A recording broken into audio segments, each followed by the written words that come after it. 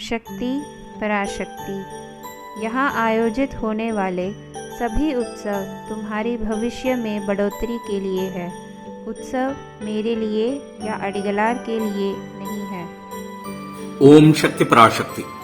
सच्ची भक्ति और सेवा के एवज में आध्यात्मिक गुरु दिव्य श्री अम्मा उसके कर्म दोषों को समाप्त कर उचित समय पर बचाकर आशीष प्रदान करती है।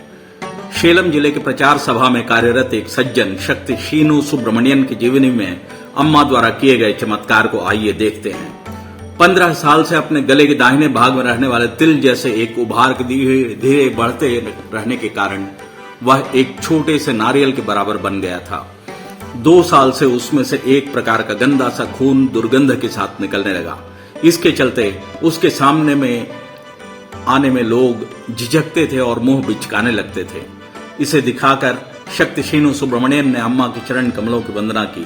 अम्मा ने कहा, आपको न तो वैद्य की जरूरत है न दवा की। स्वयंभू पर चढ़े जाने वाले भभूत को लगातार लगाते चले आओ। कुछ समय पश्चात खून का रिसना और अधिक हो गया। फिर से शक्ति शीनू गुरु के चरण कमलों की वंदना करने गए। इस बार चरण कमल की वंदना के समय उम्मीद के विपरीत उस जगह से खून दिव्य श्री अम्मा के चरणों के सामने गिरने लगा। ऐसे लगा जैसे खून का अभिषेक हो रहा हो। वो डर गए। सामने रहने वाले शक्ति वीर राघवन एवं सेलम जिले की युवा शाखा के अध्यक्ष सभी घबरा गए।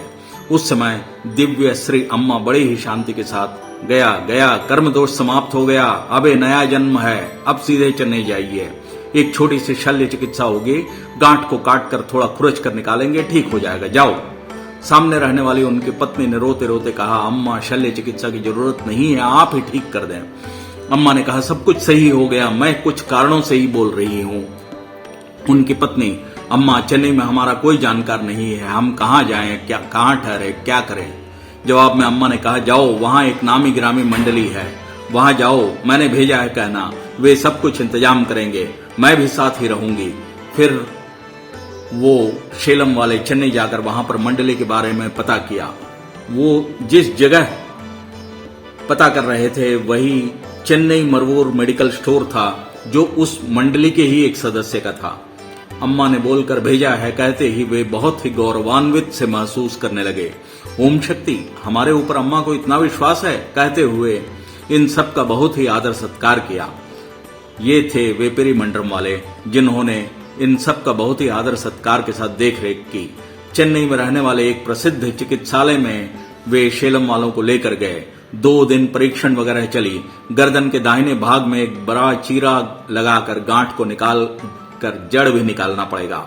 हम कुछ पक्का आश्वासन नहीं दे सकते, खून भी चढ़ाना पड़ेगा, पैसे भी काफी लगेंगे, ऐसा उन डॉक्टरों ने कह दिया।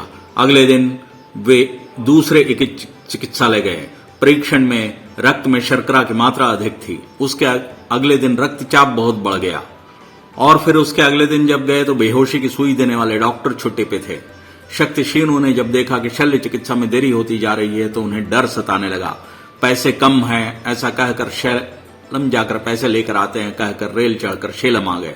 फिर कुछ दिन पश्चात फिर से अम्मा की चरण कमल वंदना करने पहुंचे। अम्मा, आपने जैसा ही कहा था वैसा हो नहीं पाया। उसे सुनकर अम्मा ने हंसते हुए कहा, आपको कहीं और जाकर शल्य चिकित्सा की जरूरत नहीं है, अम्मा ही सब कुछ देख लेगी।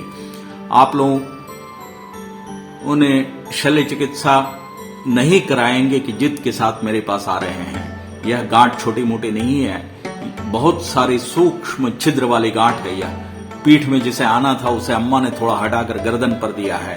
इसकी तीव्रता को आपको समझना है, इसी मकसद से मैंने आपको डॉक्टर के पास भेजा था।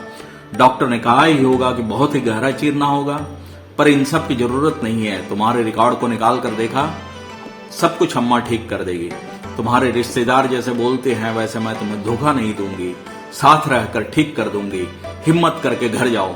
उस गांठ के साथ शक्ति शीनू चेन्नई के समुद्र तट पर आयोजित 25वें शक्तिमाला उत्सव में शक्तिमाला धारण कर व्रत रखा। गांव गांव जाकर अम्मा के बारे में लोगों को बताकर प्रचार किया। 700 लोगों को मुफ्त में इरुमुड़ी धारण कराने की व्यवस्था करके दी। इन सब सेवा कार्य में जब वह तल्लीनता के साथ लगे हुए थे, एक दिन दोपहर को भयानक जलन उत्पन्न हुई। वह जलन और वेदना बहुत अधिक होने के कारण मुंह खोलकर अपने देवताओं को ही गाली देने लगे। आसपास के लोग जिन्होंने देखा उनके मुंह से केवल यही शब्द निकले कि बेचारे भले मानस अब अधिक नहीं टिकेंगे। शक्ति शीनू और उनकी पत्नी जो भी हो वह मरवतूर में हो, अम्मा पथ निर्देशित करेगी, इस सोच के साथ मरवतूर की ओर निकल पड़े। दूसरे दिन की सुबह एक गाड़ी लेकर पति पत्नी और साथ एक दो शक्तिगण शक्तिपीठ की ओर चल पड़े। रास्ते भर चीखना चिल्लाना, वेदना, जलन और ऐसी शक्ति शीनू को लग रहा था कि आग पर खड़े हैं। कार में रहने वाले सभी इनका तड़पना देखकर डर गए। एक दो तो यहां तक सोचने लगे कि क्या वे मरवतूर पहुंच पाएंगे क्या। तिंडीवनम तक पहुंच गए। फिर दर्द और जलन कम होने लगा। सिद्धपेट पहुंचते पहुंचते चेहरे पर एक बदलाव आया, एक नई ऊर्जा का संचार हुआ। कार में रहने वालों के मन में आया कि शायद दिया बुझने से पहले जोर से दीप्तिमान हो रहा है। तब तक इरमुड़ी समर्पण नहीं किया था, इसलिए इरमुड़ी समर्पण कर देने का मन बनाकर हाथों हाथ इरमुड़ी थैली भी लेकर चले। उनकी बहन शक्ति उदया जयशीलन ने मदद करते हुए इरमुड़ी की गांठ खोलने वाली जगह तक उन्हें लेकर गई। फिर गर्भगृह के अंदर वे दोनों ही थे, शेष सब न्यास वाले थे। गांठ के साथ अंदर जाकर जब शक्तिमाला उतार रहे थे, तुरंत थप की एक ध्वनि के साथ एक ढेला बहुत सारे छिद्रों वाला स्वयंभू के पास आकर गिरा। किम कर्तव्य विमोढ़ से शीनू सुब्रमण्यन के साथ आई बहन उदया की ओर देखने लगे। तुम्हें कुछ विशेष बात दिख रही है क्या? ऐसा उन्होंने पूछा। उनकी बहन की समझ में कुछ नहीं आ रहा था।